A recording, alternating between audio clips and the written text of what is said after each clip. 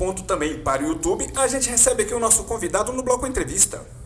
James, meu nobre amigo, sei que está na correria e por isso agradeço esses minutos que cedeu para prosear com esses dois patetas desse programa imundo e amaldiçoado chamado Zinice. Seja muito bem-vindo, sinta-se à vontade. E para começar, cara, eu quero que você relembre e revele do seu envolvimento com a música rock, passando pelas primeiras bandas que ouviu, os primeiros CDs que ganhou e os primeiros shows que você viu de forma presencial, velho. Poxa, deixa eu pensar aqui. Eu acho que assim, as primeiras lembranças que eu tenho assim, de rock foram que meus tios levavam os discos lá pra minha casa e tal, aí a gente ficava ouvindo e eles deixavam lá, entendeu? Então, eu lembro de um disco do Queen que eu tinha, lembro muito de um volume 4 do Black Sabbath. Que é maravilhoso esse disco aí. É maravilhoso, ele tá hoje na parede da minha casa e aí a minha mãe brigou com meu tio, né, que era dono do disco, porque eu queria pra mim o disco, e ele pediu de volta, né, mas ela não deixou ele levar, pô. Isso que é mãe, porra. Isso que é mãe, velho. Aí eu peguei o disco pra mim e tá até hoje, né, então, pra ela ver. Mas esse LP é aquele, é o duplo não? Não, essa capa simples. A capa simples, né, é uma edição brasileira e tudo, tava bem zoado, assim, tinha uns arranhões e tal, até eu pensava que tinha umas músicas que tinham uns arranhões, fazia parte da música, depois que eu fui ouvir direito. Né? Os arranhões são parte da história. As marcas da guerra, né? E aí, a partir daí eu comecei a ouvir, mas naquele lance eu achava legal, mas não tinha aprofundamento, né? Então, e aí quando um belo dia, um primo meu pegou e disse assim, vamos lá em casa e tal, e o irmão dele tinha vários discos assim, né? Tinha muito rock nacional também, né? Tinha as bandas aqui de Brasília, tinha Legião Urbana, tinha Capital Inicial, assim, aquelas Nenhum de Nós, né? Mas aí tinha um que era o Live After Death do Iron, né? Aí foi a hora que aí a coisa desandou nesse daí, porque aí eu ia pra lá porque ele não emprestava os discos, né? Ele já certíssimo, sabia. Tá certo. E aí eu levava pra lá e passava a tarde inteira gravando as fitas e tal, e comecei aí, né? Daí pra lá foi ladeira abaixo, assim. Agora o primeiro show de rock que eu fui, cara, deixa eu pensar, eu acho que foi um festival que teve de bandas. Foi numa praça que era aberta ao público, assim, e tal, e eu tenho umas bandas lá de Fortaleza, né, ia ter um Insante, né, que era uma banda que já estava crescendo ali nos anos 90 e pouco, assim, né, e aí eu fui pra lá e foi a partir daí que eu comecei a me interessar, né, as pessoas da escola, uns amigos e tal, e tinha o cara que eu estudava, ele tocava no Insante, né. E aí eu enchi o saco dele, cara. Eu cheguei, o que é isso, o que é aquilo e tal, qual é a melhor banda e tal, não sei o que. Hoje mesmo eu fico pensando assim, rapaz, ele devia me odiar, assim, porque eu ficava enchendo o saco dele. Ele foi tipo seu professor, assim. Foi, mais ou menos, ele gravou muita fita pra mim, né, porque eu não sabia, assim, death metal, eu não sabia o que era, assim, eu ouvia thrash, sei lá, Megadeth, Metallica, né, até ali mais ou menos, assim. Aí foi a partir daí que a coisa foi desandando. Mas dessa época ainda, cara, qual foi o primeiro, não sei se foi CD ou LP que você ganhou da sua mãe, ou pediu pra sua mãe comprar pra você, assim, tipo, que você pagou assim, pô mãe, eu queria esse CD, eu queria esse LP e tal. Você lembra desse episódio, cara? Cara, eu lembro do episódio que foi muito marcante pra mim, que foi os meus 15 anos, quando eu fiz 15 anos, e aí ela disse assim, o que é que você quer? Aí ela disse assim, mãe, eu quero 20 discos. Caraca! Na porra! 20 vinis. Porque o vinil na época, ele tava, era um preço muito barato, assim. Foi na época da transição. Na transição. Não tinha CD nessa... ainda, né? Tava começando a aparecer, era muito caro, né? Os CDs eram caríssimos. e o vinil tava... Começando a baixar o preço. Baixar o preço. E aí eu já ia nas lojas e tal, eu já meio sabia, aí eu já disse, mãe, quero esse. Só que ela não deixou eu ir lá comprar, ela disse assim, eu vou lá e quero comprar os discos pra você e quero trazer, tá? E aí ela ficou amiga do dono da loja, né? Foi lá, poxa... Não era Mídia não, era Mídia da Gallery? Não, era Opus Discos. Pode crer. Eu lembro dos fanzines tem essa Opus. A loja era antiga. Esses 20 discos você tem ou não tem mais? Esses 20 discos você tem? Infelizmente não, cara. Nenhum deles? Nenhum deles. A minha coleção já foi, já voltou, já comprei de novo, disco é um negócio que eu pego, guardo, mas aí eu passo e pego outro porque eu quero pegar outro. Eu não tenho essa coisa de... Apego.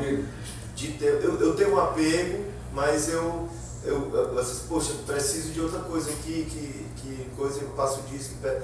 Aí eu penso nele depois, aí já faço novas coleções e tal. Sou meio assim... Então, cara, e quando esse seu envolvimento com rock te instigou a você tocar algum instrumento e você teve aula, você foi autodidata, como é que foi esse...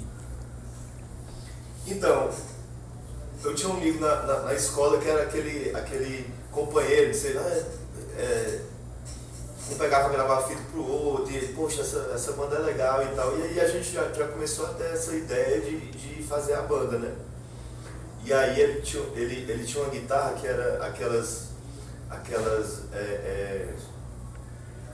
que era uma guitarra que ela já saía o som nela mesmo, assim, que era tipo eletrônica. Ela própria tinha um alto-falantezinho, né?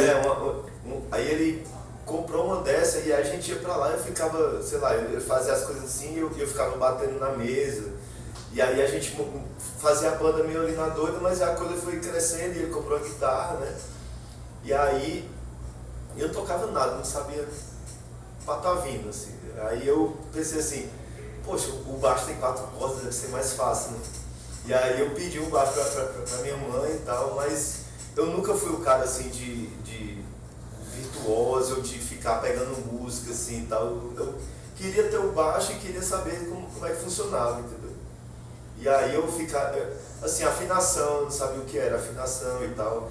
E esse meu amigo, ele foi legal porque ele insistiu para mim fazer aula de música, ele me chamou para aula lá com o professor dele e tal, para eu ir pegando as coisas. Eu fiz 2 aulas, mas não continuei assim, né? Mas foi quanto? Que ano, mais ou menos? Putz,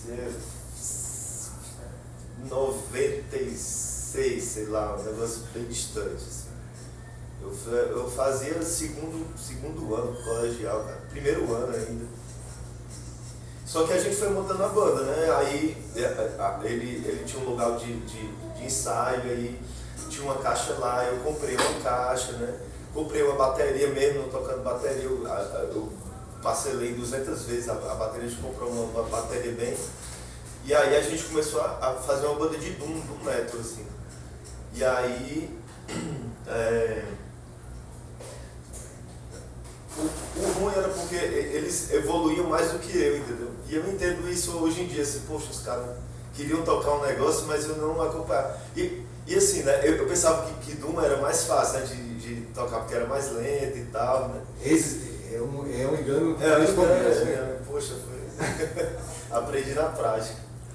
Bicho, e bora começar a falar aí, então, mano, das suas bandas, né? A das outras que foram mais sérias que essa primeira, né, cara? Não que essa não tenha sido, né, meu?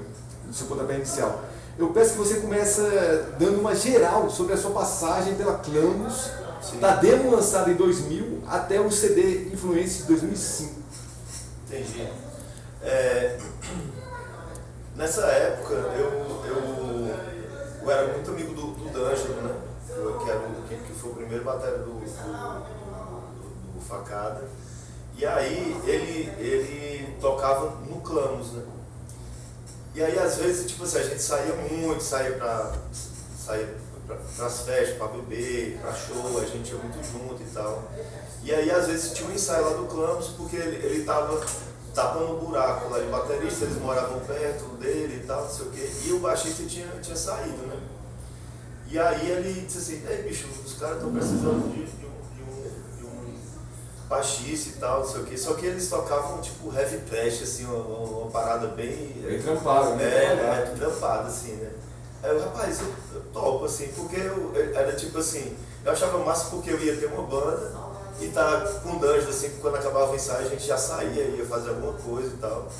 E aí poxa, eu entro, né? Mas assim, nessa época mesmo, eu não tocava muita coisa assim também, né?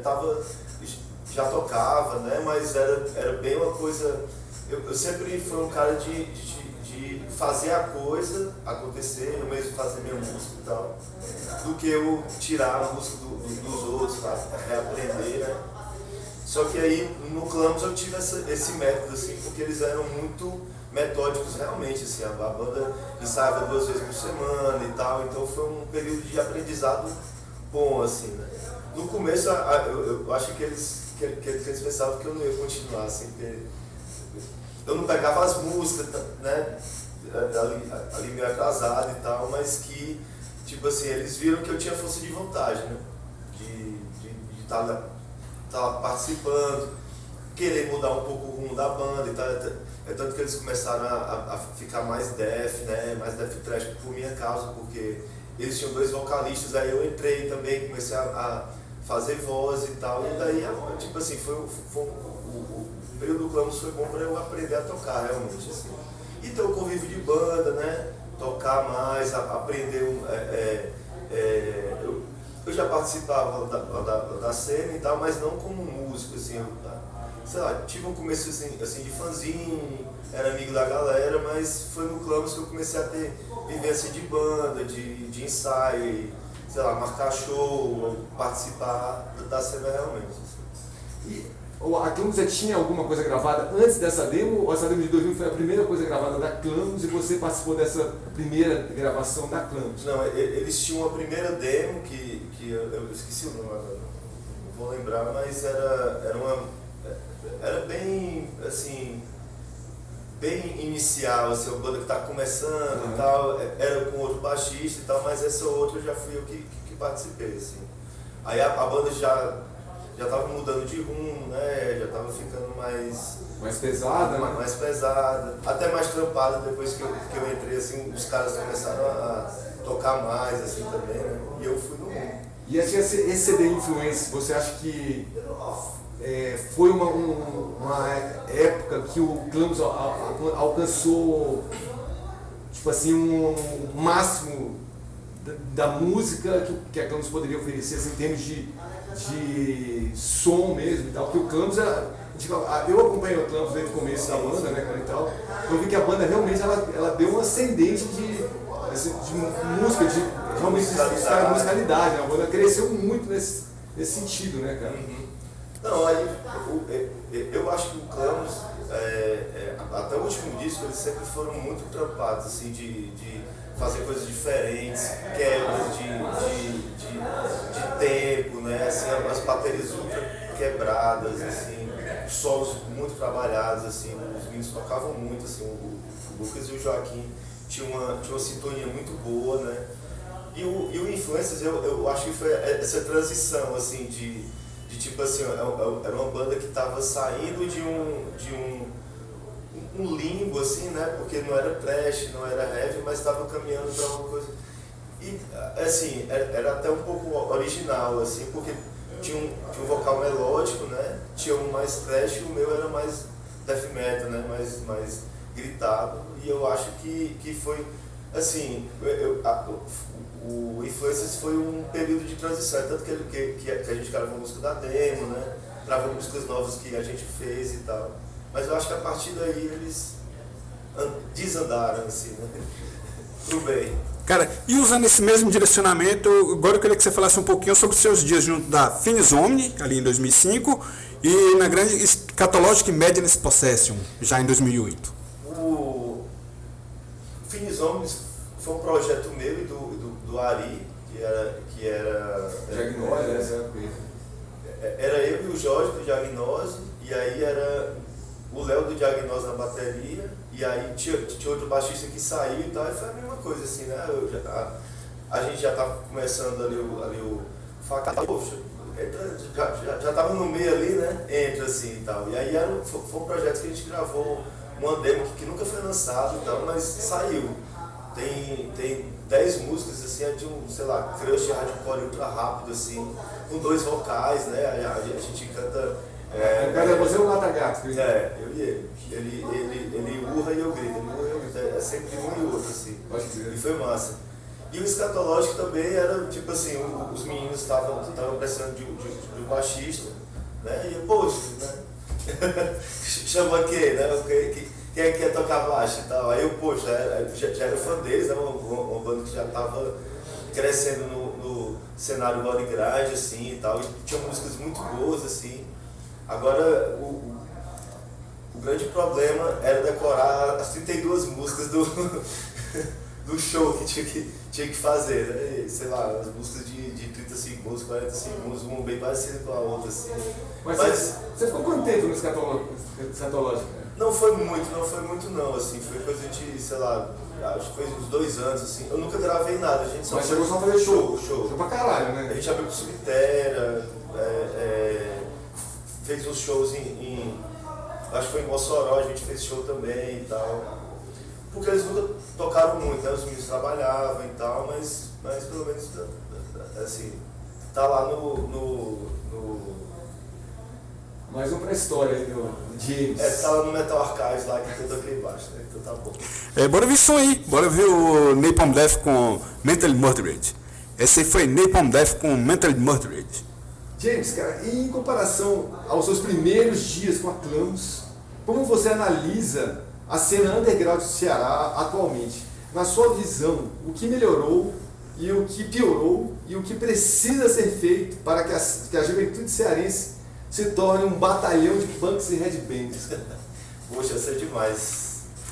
Rapaz, eu acho que hoje a informação ela é muito rápida, né? Antes a gente, para ter informação, ou a gente tinha que comprar uma revista de fora e, tipo assim, passava um mês para chegar. Às vezes a gente tinha que, sei lá, mandar uma demo lá para a revista para sair a resenha, nem sabia se ia sair. Era um negócio mensal que a pessoa tinha que esperar a notícia chegar, né? Hoje é muito instantâneo, assim, a pessoa, a hora que quiser, ela pode ver o que o cara tá fazendo agora, nesse momento, né? E aí, eu acho que assim, a cena lá de Fortaleza, ela cresceu muito, assim, teve a época lá dos Forcaus, né, a Maldição que fez esse festival, cresceu muito a cena nessa época, tinha muita banda nova, tentando se mostrar de vários estilos, né, e tal. Só que, assim, ao mesmo tempo, a cena de lá é assim, dá esse boom, começa a crescer, pipocar um monte de banda e tal, começa a crescer a cena e a galera acaba a banda, ou se não desiste, né? Não, tem que ver, alguém tem que trabalhar, tem não sei o quê.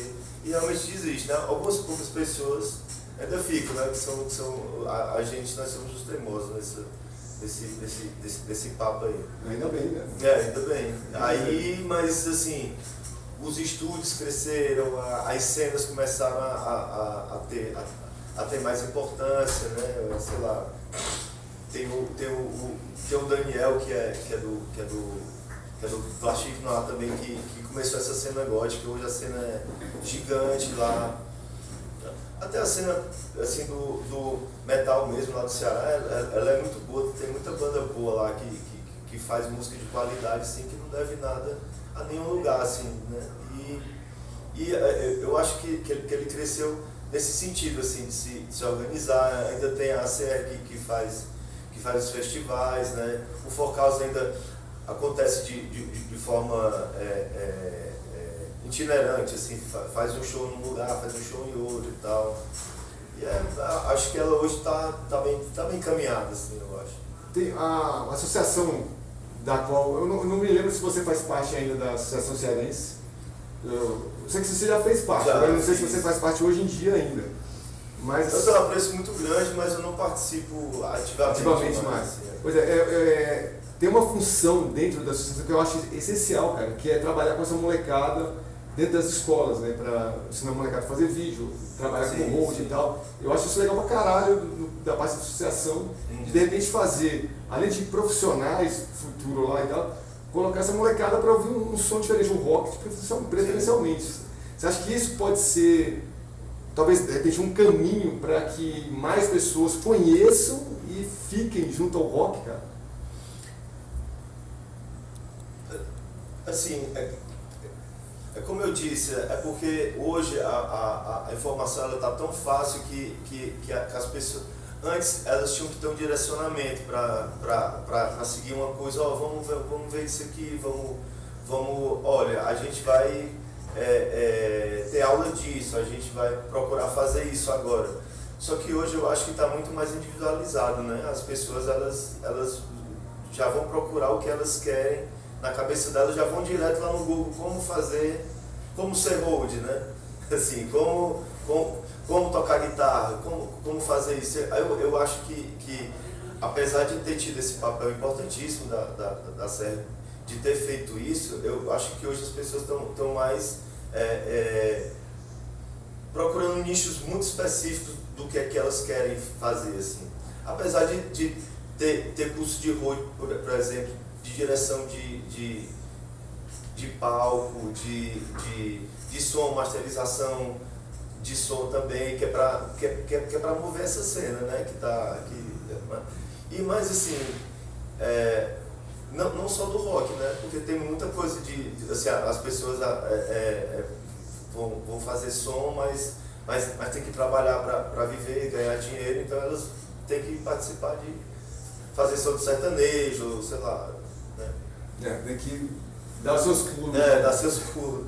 Voltando a falar de bandas, eu queria agora que você falasse um pouquinho da Godtoff e da Monge. O Godtoff foi um projeto que a gente teve com o Zé, que é... Zé Zuno. Já foi entrevistado aqui algumas vezes, já. Gente finíssima, né? Ele mora na Paraíba agora, sabe? Filha da puta, mora no Brasil. Foi. Então, aí ele... Poxa, a gente sempre conversava muito, ficava falando de metal, de death metal e tal. E um dia ele tirou umas férias e disse, meu irmão, vou pra Fortaleza e quero gravar um disco aí com vocês e tal. E aí ele foi lá pra casa do Daniel, se hospedou lá e tal, levou o computador lá e tipo assim, a gente começou a fazer o disco naquela hora, entendeu? A gente foi pra lá e vamos fazer as músicas aqui agora e gravava na hora, entendeu? A gente fazia as músicas lá na hora, era eu e o Daniel, ficava montando as músicas e tal. E aí a gente gravava na hora, assim, tá? Não teve bateria, quem fez a bateria foi porque ia demorar muito até arranjar o baterista e tal. E aí ele fez tudo no computador, as baterias, de acordo com as músicas que a gente fazia, né? Tipo sarcófago rei. Mais ou menos foi isso, assim, foi bem. E aí a gente, foi um prazo de 30 dias, assim, que a gente fez o disco, gravou as vozes em outro estúdio, porque não dava pra ficar gritando na casa do Daniel, né? Aí, mas assim, o disco foi feito de completo, assim, acho que foram 11 músicas, né? Foi 11? Acho que foram 11 músicas. E o Monge seguiu mais ou menos o mesmo padrão do... O Monge foi mais ou menos isso, né? Porque o D'Angelo tinha saído e tinha entrado outro baterista, assim, que era o Davi, e aí a gente começou a ensaiar o Facada e tal, só que eu e o Daniel, né, a gente sempre teve uma ideia de fazer uma banda de black metal, a gente sempre curtiu black metal, assim, sempre falava, putz, massa, até o próprio Facada já estava tendo influências também, a gente já tinha alguma coisa de black metal e tal, só que a gente... E aí o Davi, ele tocava muito bem, né? E a gente, poxa, vamos fazer uma banda aqui de black metal com ele. Aí a gente saiu, Facada e Monge, assim. Só que o Monge era uma coisa assim, até os black metals odiavam porque eles chamavam a gente de black metal de bermuda, né? Eles esculhambavam, assim, todos os black metals boicotavam o show da gente e tal, não ia porque a gente não era true e tal. Nem Corpse Paint vocês usavam? Não, a gente não usava Corpse Paint e tal. E aí as letras não tinham letra, era só grito e era só grito, não tinha mas tinha um títulozão gigante e tal, falando de floresta escura e tal, e morte, degradação e tal. Mas assim, não tinha algumas letras que eu montava na cabeça, mas eu nunca escrevia a letra, tá entendendo? Aí Mas cantava lá na hora, né? Cantava na hora. A gente gravou e tudo e saiu essa demo que muita gente curte até hoje. A gente ainda toca o Monge, assim, faz música e tal, mas ele vive no convento lá, ele sai Ele vive morrendo e ressuscitando. Assim, Ele faz aparições esporádicas. ele faz. Tem música pronta e tal. Ao Vicente entrou também, né, que é do Facada, a gente aproveita também pra fazer um monte. A gente já fez 2 shows, eu acho. Tem música pronta, mas assim, vai ter o tempo dele, uma hora vai ter. Uma hora sai coisa nova dele, né? Uma hora sai. James, meu amigo, fala um pouquinho aí sobre como nasceu esse Merdada, bicho. Putz, Merdada. Eu acho que foi assim, o Merda ia tocar em Fortaleza, só que eles estavam sem baterista. E aí o Mozini chamou o Danjo para tocar a bateria, né? Aí, puxa, massa, não sei o quê. E aí o Daniel disse assim, porra, eu também quero tocar e tal, porque só vi o Mozini e o Japa, né? Poxa, não sei o que, eu quero tocar também e tal. Aí, porra, né, pai, né? Aí eu fiquei, poxa, cara. Leva eu também. Fiquei aqui sozinho, né? Aí, pois vamos, entra aí e tal. Aí eles fizeram, aí a gente montou essa banda. É com 2 baixos? Não, eu só canto. Aí ele toca baixo. Não, é o Mozinho na guitarra, o Japa no baixo. Aí o Daniel na outra guitarra, né? Que era a guitarra mais bonitinha. E aí era o Danjo na bateria. E até o Vicente já fechou com o Merdada também, lá em Fortaleza, porque o Danjo não deu pra ir. Vocês gravaram só um disco, né, cara? Gravamos o disco. E tem, assim, ideia de gravar outro disco? Não. Tem uma ideia de gravar outro disco, Merdada, ou... Rapaz, até agora não. Foi uma... Tipo assim, também, ele foi lá pra Fortaleza, a gente alugou o estúdio uma noite inteira, assim, a gente passou a noite inteira gravando e tocando. A gente foi montando as músicas, né, assim... Foi tipo Godtoff também, assim. Mais ou menos. Só que... Com a diferença que estava dentro do estúdio. E tinha o Zap também, né, porque o Zap a gente ficava mandando ideia de música, tá? Tipo, sei lá, às vezes o Mozinho mandava só um... assim, aí a gente traduziu, daí a gente traduziu como é que ficava. E aí quando a gente foi gravar, saiu daquele jeito, assim. É um disco massa, eu curto pra caramba, acho muito massa. Então, cara, e o Corpo Nu é o seu projeto mais recente, né? Eu queria que você falasse um pouquinho dele e um pouquinho do Negative Summer também. O Corpo Nu, eu entrei faz, sei lá, não tem nem um mês agora, é uma banda de hardcore ultra rápido, assim, com o Ivo, que era do Vingança, com o Elton, que é do Den Youth, né? E ele também toca no Negative Summer, e com o Charles, assim, porque a gente tá vendo que muitas dessas bandas assim, de hardcore que estão tendo agora, é muito aquele hardcore machão, né, e tal, de ser mais pride, né, não sei o que. Aí a gente quer fazer aquela escola mais antiga e tal, meio de Boston ali, aquele primeira época do hardcore americano, assim, com as pitadas de power violence, assim, e tal, que também a gente quer trazer isso de volta, né? Mas a gente saiu 2 vezes, assim, e tal. Eu nem sei se esse nome Corpo Nu vai ficar, né? A gente vai usar. Pode mas foi o que a gente criou na hora. Mas é um bom nome. E o Negative Summer, cara? E o Negative Summer? Pois é. O Negative Summer foi mais ou menos a ideia do Monge que eu tive com o Elton também. A gente curte muito assim, black metal e tal, e aí tinha um amigo nosso que ele tocava bateria na época, que ele simplesmente abandonou a bateria, assim, um belo dia ele... Cansou. Não quero mais. Foi por isso que ele não foi mais, né? E aí a gente, poxa, vamos... E aí, só que não era pra ser uma banda de metal, era pra ser uma banda uma banda de hardcore que tocava black metal, entendeu? Mas é tipo mais agudo, assim, com mais parte crush, mas não esses mais modernos, assim, né? E daí a gente pegou e fez essa demo, que ela foi gravada antes da pandemia, né? Foi até no estúdio do Vicente, BTM, e a gente gravou tipo no ensaio, assim. A gente foi pra lá, ó, a gente já ensaiava essas músicas, aí ó, vamos gravar ao vivo, o que sair, saiu. E aí só os vocais que foram gravados depois. E quem participou dessa gravação, dessa demo da Negative Summer? Foi o Alisson, né, que era o baterista, fui eu no baixo e o Elton na guitarra. E vocal? Hã? Quem? Pois é, porque o vocal a gente ia botar depois, né? E aí veio a pandemia, aí a gente não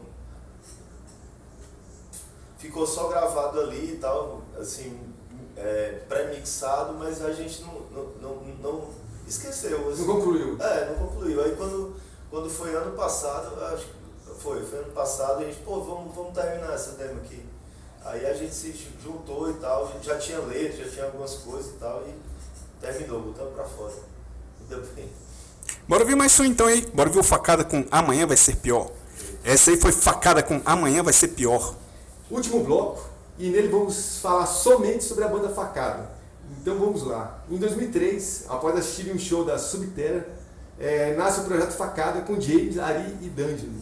O bagulho ficou tão sério, e após a aceitação da demo, lançada em 2004, e eu quero que você fale exatamente dessa produção e repercussão dessa demo, bem como os dois primeiros CDs, né, cara? O Indigesto de 2006 e o Joe de 2010. Sim.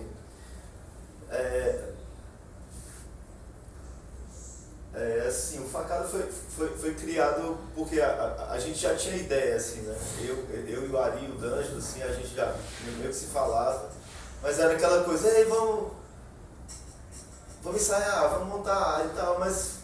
Nunca rolava. Só ficava naquele campo das ideias ali. E aí, quando foi um dia, a gente foi no show do Subterra, lá em Fortaleza, e por coincidência tava nós três, assim, né? E, sei lá, depois de fumar assim, a gente ficou impressionado com a banda, assim, que era trio, né? Os caras com um som gigante, assim.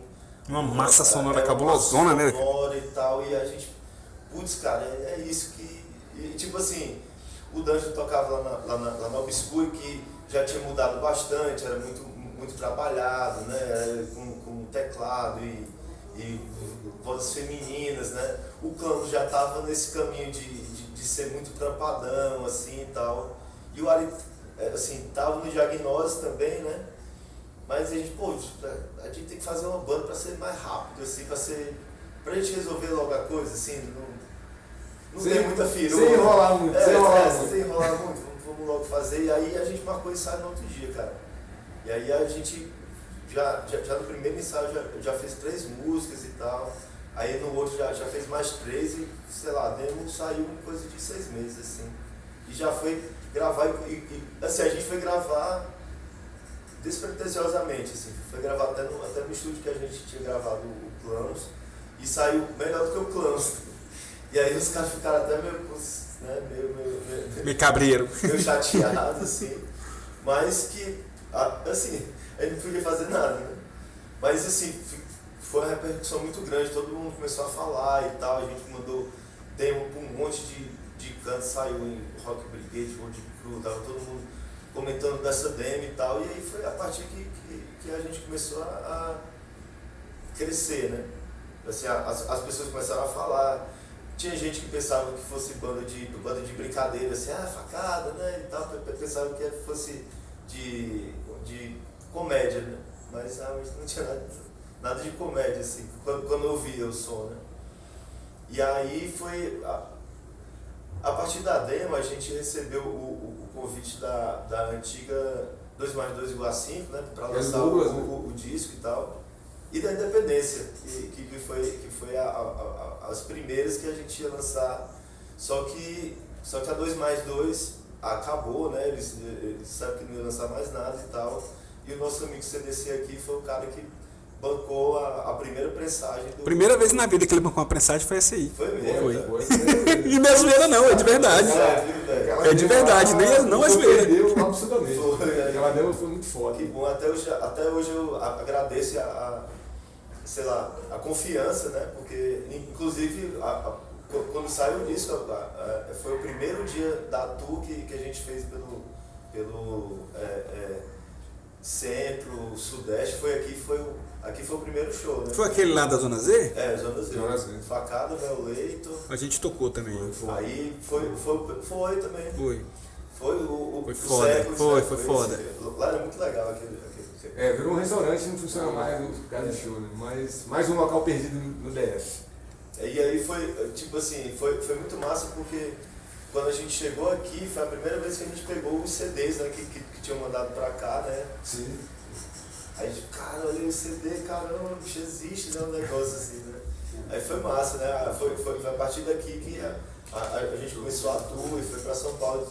Aí foi pro João Buda, a gente fez lá o Dentro do Toscolo, parece.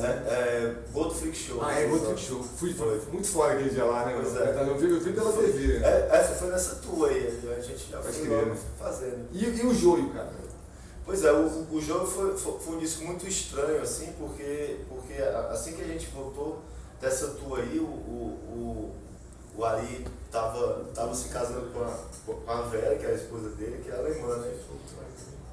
Aí ele quando a gente voltou, e deu um tempinho assim, ele disse, cara, eu tô indo embora, tô indo morar lá na Alemanha. Aí, poxa, cara, logo agora. Mas assim, a gente já tinha ideia de música pronta, já tinha alguma coisa já pronta para esse disco. Aí eu disse, não, então vamos vendo aí, né, e tal. É tanto que até hoje ele nunca saiu da banda, nem a gente tirou. E ele é da banda, faz música, né, e tal.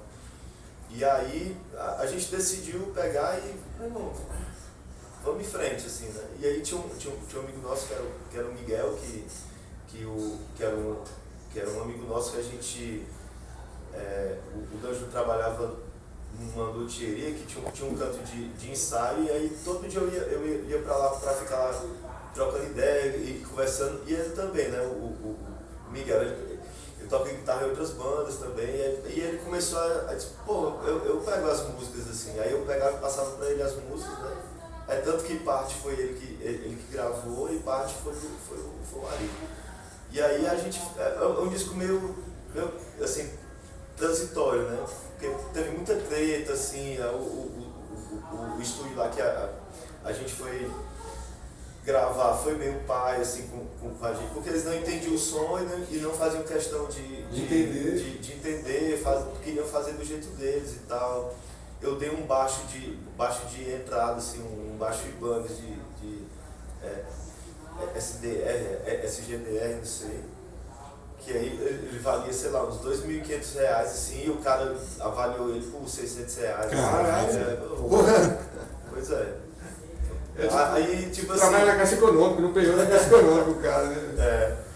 Aí o cara... Aí, tipo assim, a mixagem foi um terror, assim, eu ia pra lá várias vezes pra tentar explicar, e eu não conseguia chegar lá e tal. E aí tinha meu irmão, esse cara nunca vai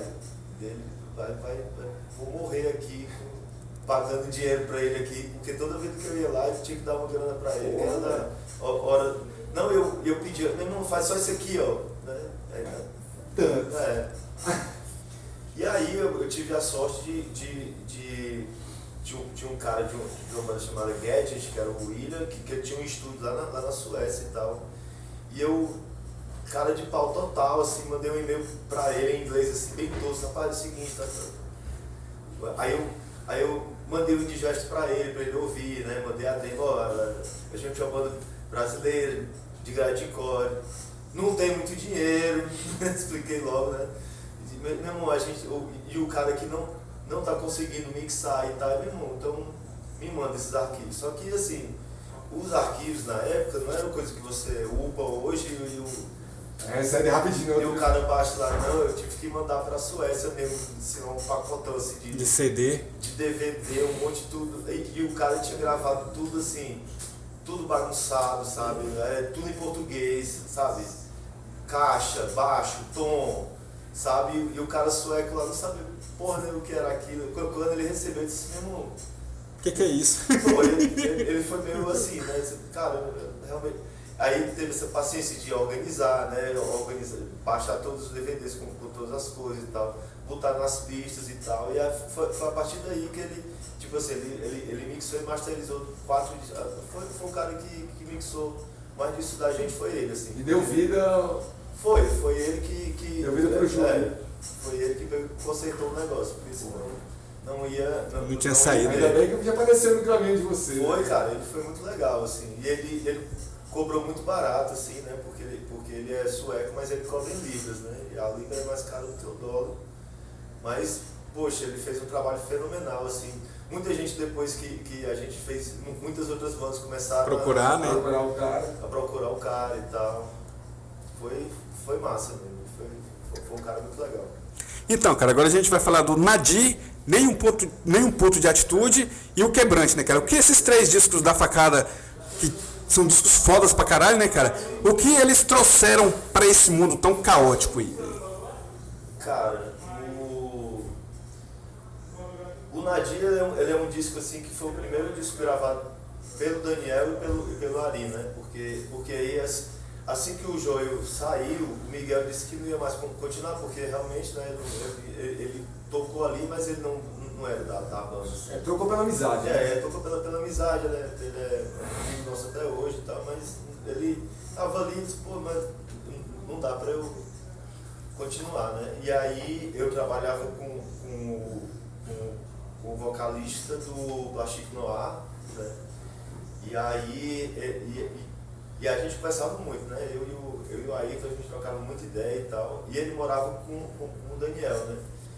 E aí ele vivia dizendo assim, meu irmão, cara, ontem eu não dormi nada, bicho, porque o cara passou a noite tocando black metal lá em casa e tal. Sei o que, o bicho passava, assim, virava a noite tocando. Aí eu disse, meu irmão, preciso conhecer esse cara, velho. Aí ele me chamou lá na casa dele, aí eles moravam juntos, né? Eu quase fui morar lá também, assim, porque eu passei muito tempo lá, ia pra lá todo dia e tal, a gente começou a trocar muita ideia, e foi a partir desse momento que a gente começou a fazer música lá também, assim. Aí esse cara do seu serviço não ficou mais seu amigo, né? Tanto dizer pra lá, né? Ele Daniel sozinho ouvindo black metal, aí pô, chega o James aí, então, caralho, são 2 arrombados aqui nessa porra. Não, eu virei tipo o caseiro da casa dele lá. Eu achei que viajava, aí eu ficava lá cuidando da casa, varria a casa, passava pano, lavava a louça e tal. Mas você não conheceu o Daniel antes de... Eu conhecia, assim, as pessoas falavam, sabia que ele tocava no Plastic e tal, mas eu não tinha intimidade com ele. Não era brother ainda, né? Não. Aliás, o Plastic, ele em Brasil, aqui no DF, faz um sucesso do caralho, né? O Plastic, os caras aqui são grandão, velho. E vão tocar aqui dia 6 de dezembro. Aí, ó, tá fazendo a propaganda. 6 de dezembro. E o Nenhum Ponto de Atitude é referência ao Slayer, né? Antes Ponto de Atitude, Nenhum Ponto de Atitude. É o quê? Ela é uma referência ao Slayer, né? Antes Ponto. Porque era um disco de cover, né, e tal, e aí a gente queria um nome que tivesse a ver com alguma coisa, assim. Aí o meu irmão, Nenhum Ponto de Atitude é igual antes Ponto de Atitude, né? Tipo, é quase uma tradução, né? Eu não gosto muito de assim, palavrão em música, pra mim, eu fico meio envergonhado, assim, de falar, né? Nenhum ponto de atitude, mas esse nome ficou legal, então ficou massa, assim. E eram os covers que, assim, né, a gente gravou junto, ele e o Quebrante, assim, porque a gente tava meio assim, a banda tava continuando, mas não tava naquela empolgação e tal, não sei o quê. E aí a gente mesmo, vamos gravar um disco de cover, de uns cover que a gente gosta, de umas coisas diferentes e tal, aquela fase que sempre chega assim, né? Sei lá, vamos fazer uma coisa diferente e tal, mas nem foi tanto diferente assim, né? Ali tá a cara da gente daqueles cover ali, a pessoa percebe na hora, assim. E aí a gente gravou junto, eu acho que e aí saiu por um selo polonês chamado Everyday Hate e tal. Aí os caras acharam massa a ideia, compraram a ideia e tal. Eles lançaram o Neoput e lançaram o Quebrante também, em vinil lá, né? E o Nadir também. O Nadir tem até um vinil branco, da Laja, aquele vinil branco ou é gringo? É Laja e Everyday Hate. Eles lançaram, foi feito na República Tcheca e tal. E aí chega até hoje, assim, porque muitos ficaram lá na casa do Ari, ele não traz. É tipo um tesouro lá pra ele, né? Fica lá na casa dele, fica lá. Chantageando você, né? Vai me tirar da banda mesmo? Tô com um cara disso aqui. Vou vender. E tá caríssimo, sei lá, R$200 o vinil e tal. E como é que vocês decidiram quais covers entrariam no Nenhum Input de Atitude? Cada um escolheu 4 sons, como é que foi essa logística do disco? A gente fez uma lista, assim, né, tipo, músicas que a gente gosta, bandas que a gente acha legal, influências, né, e tal, coisas que a gente gosta, mas não é grindcore, mas que pode deixar, sei lá, Husker Du, né, uma banda de hardcore, pop punk, assim, e tal, mas tem músicas muito legais que a gente pegou e gravou. Titãs, mas a letra é massa, né, porque é de igreja e tal, né. Não gosto de bar, não gosto de mar, não gosto de freio e tal. Pô, essa música é massa pra gente. Tu sabe se algum dos caras ouviu? Sabe se algum dos caras ouviu? Eu deles cobraram dinheiro. Eu deles ouviram. Eu espero que nem escute, né? Não, eu espero que escutem e acho legal, assim. Eu acho massa. Mas, sei lá, Hot, né, que é do Almighty God, né, a primeira música lá, que eu acho foda aquele EPzinho, o primeiro EPzinho deles. Aquele ali foi um dos discos que marcou quando eu ouvi assim, caralho, olha que é isso, pô, isso é muito foda. Aí a gente regravou, assim, e ficou massa, assim, né, ter essa nova roupagem, assim. E aí a gente não queria também fazer coisas muito óbvias, sei lá, gravamos na Palm Def, beleza, porque é influência direta, assim, né, mas sei lá, sarcófago, né, aí a gente botou até ratos e sarcófago na sequência, que é pra... Porque tem a rivalidade, né, entre os dois, assim, e tal. Mas foi massa gravar esse... E o Quebrante, cara? E o Quebrante? Pois é, inclusive a gente tava falando do Quebrante ontem, assim, que ele é um disco legal, assim, mas é como eu falei, a gente tava numa fase que assim, tava... eu acho que o D'Angelo já não queria mais estar na banda ali, já tava meio forçadão, assim.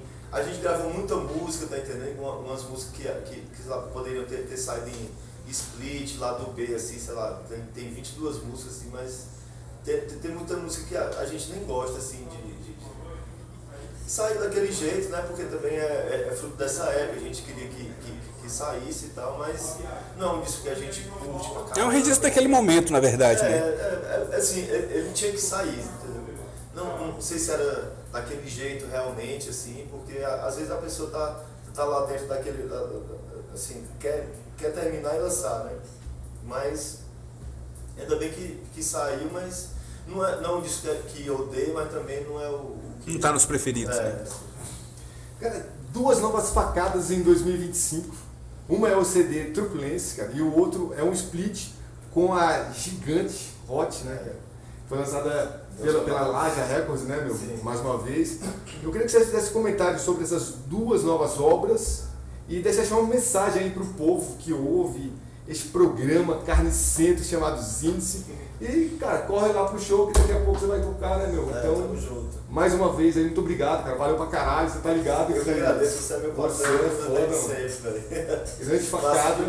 E daqui a pouco eu vou lá no show também. Vamos lá. Vai contigo. Então, assim que o D'Angelo saiu, aí ele mesmo indicou o Vicente pra entrar, né? Lá na bateria, assim. E aí a gente começou a ensaiar, começou a fazer. E aí foi massa porque a gente teve um novo gás, assim, né? De ensaiar real, de ter as músicas prontas, de fazer mesmo a coisa acontecer. A gente fez muito show, assim, fez o Laja Fest, tocou em Fortaleza, tocou, sei lá, São Paulo também, né? Rio Negro. Então a gente... E aí a coisa foi crescendo e, poxa, as músicas foram saindo naturalmente, assim, né? E aí a gente já...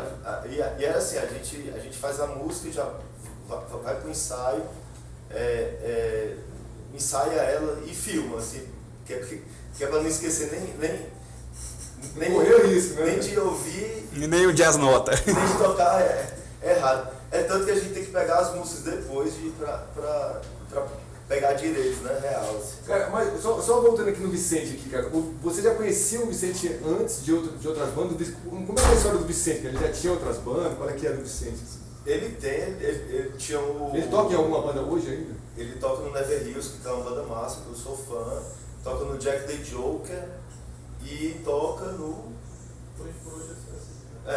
e o Facada. Caralho, E aí, caralho, já, né? o pai dele tem um estúdio, né, que é o VTM e tal. Eu conheci o Vicente, o Talma, filmando ele tocando bateria pequena, assim, tocando já arrebentando, assim, né, e tal. Aí eu sempre disse assim, mas esse cara aqui que vai tocar bateria, ele já tocava, né, sempre, assim. E aí foi, poxa, ele encaixou muito, assim, quando a gente foi começar a tocar, e assim, né, bateria do Facada não é assim, uma coisa muito fácil de se tocar, né? E aí ele pegou pra ele ali e foi fazendo. Então a gente foi fazendo essas músicas, fazendo.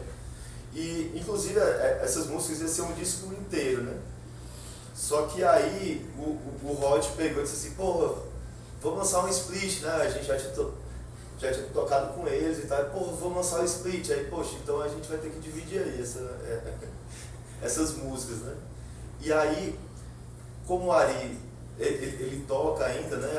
Ele toca, ele monta a bateria lá e toca em cima e tal. Inclusive a gente teve um split com o Arame, né? Que era outra banda lá do Mozinho. Esse split foi gravado todo em bateria eletrônica, né? Não teve nenhum baterista.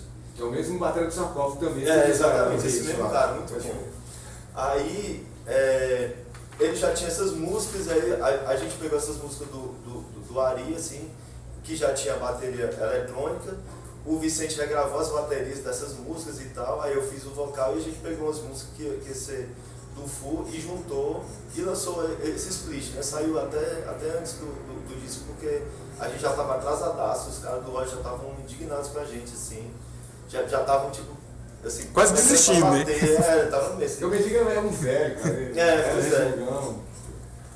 Tem tipo até entrevista dele falando assim, falta só Facada, né? Tá, assim, já cobrando. Já cobrando. Mas foi massa, saiu, né?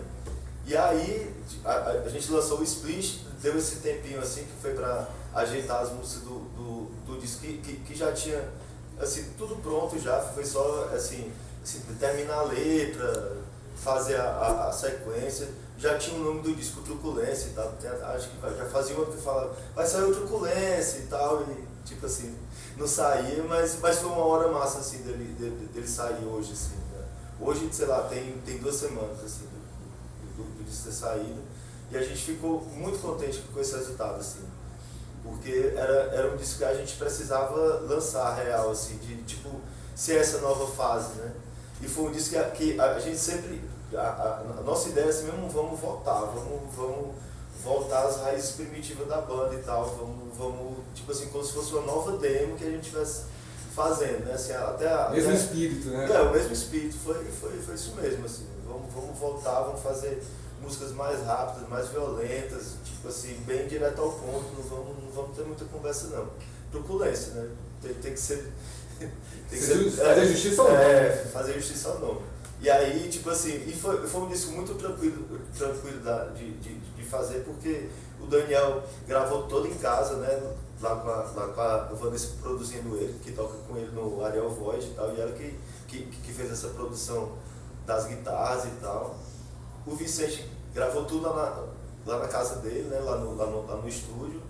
E aí eu fui pra lá para gravar as vozes também. Ele mixou e masterizou tudo lá também, então foi um disco muito tranquilo. O próprio Vicente fez isso. Mixou e masterizou. Pô, já pega bateria e já ganha tipo 2 né? É bom, velho. Mas foi massa, a gente até tava. Esses 2 shows que a gente vai fazer, a gente tocou em Manaus ontem, né? E hoje é Brasília. Foi a primeira vez que a gente se reuniu depois do disco ter saído, e a gente, poxa, tá massa, tá legal pra caralho, né? Um disco que a gente fica dando os parabéns pro outro, assim, pô, parabéns, cara, pelo disco, valeu, foi massa. Assim. E é massa porque muita gente tá falando, tá comentando, né? E tá sendo, assim, nada que desabone a nossa conduta até agora, né? Eu acho. Essas composições, cara, tá sendo bem dividido ali, você faz um pouco, a Ari faz mais um pouco, o Daniel faz outro pouco, junta tudo. Como é que é esse processo de composição do Facada hoje em dia? O Ari geralmente ele faz as músicas dele lá e ele monta a música dele. Mas vocês podem mexer na música e falar assim, ó, tá aí minhas músicas, ninguém mexe nessa porra. Não, ninguém mexe. Ele manda assim, quase tudo pronto já. Aí ele às vezes faz letra, às vezes eu monto a letra já, tipo assim, a forma de cantar e tal, ele fala mais ou menos como é que é e tal, mas ele entrega mais ou menos pronto, assim, tudo. Mas sabe, porque também a gente não vai dizer assim, pô, dá uma paia, né, não sei o que e tal, o bicho montou uma banda comigo e tal, e ele tem, tanto que hoje em dia ele tem um estilo dele de fazer, porque assim, inclusive hoje, assim, o estilo que a gente toca, inclusive o Daniel fala isso, que ele é muito influenciado pelo próprio Ari de antes, assim, né, que ele tocava rápido, assim, ele tem um estilo próprio, e a gente, como eu falei, a gente quis recriar isso também, né? Mas assim, as nossas aqui, sei lá, eu faço a música aqui no baixo, bem tosco, assim, bem gravo assim, filme, aí vou lá pra casa do Daniel, aí mostro pra ele, e aí ele já bota, assim, aqui tá errado, mas tá certo e tal. E aí a gente vai montando. Ajeita a música, né? Aí quando a gente chega lá no Vicente, já chega já montado, baixo, guitarra e tal, e a gente mostra o Vicente pega e monta ali na hora, a gente monta as músicas ali, e assim, a gente não tem esse negócio de sei lá, ir pro estúdio pra ficar viajando e tendo ideias, não, a gente já vai bem, hoje a gente vai ensaiar 3 músicas que já estão prontas, vamos só montar como é que é, assim, é mais assim, essa parte a gente toca 2 vezes, essa parte a gente toca uma, essa aqui volta, essa aqui não volta, essa aqui fica só essa vez e tal, essa música vai ter 20 segundos, essa aqui vai ter 30, daí pronto, a gente já acaba ali, filma, e já grava que é pra pronto, essa aqui já tá guardada. Porque se não gravar a gente perde total, assim. Massa, bicho, muito obrigado. Pronto, Show daqui a pouco. Mesmo, Vocês querem falar alguma coisa pro pessoal que tá ouvindo o programa, assim, esse pessoal, cara, divulga pra caralho o programa, a gente tem que agradecer esse povo aí, tá ligado? Muito obrigado, divulgue os índices aí, que são os caras que estão aí na cena há muito mais tempo de vida de vocês. Valeu CDC demais. principalmente. E sou fã deles, sou fã do CDC, sou fã do terror e dessa cena toda aqui de Brasília. É um prazer estar participando aqui, é um momento realmente único aqui de estar fazendo parte e tal. E eu me sinto parte disso aqui também, né? Porque, enfim. Com certeza, tamo junto e ouçam Truculência aí. Valeu. É isso aí. Bora fechar com o som aí, bora fechar com o DFC com o lucro é o fim.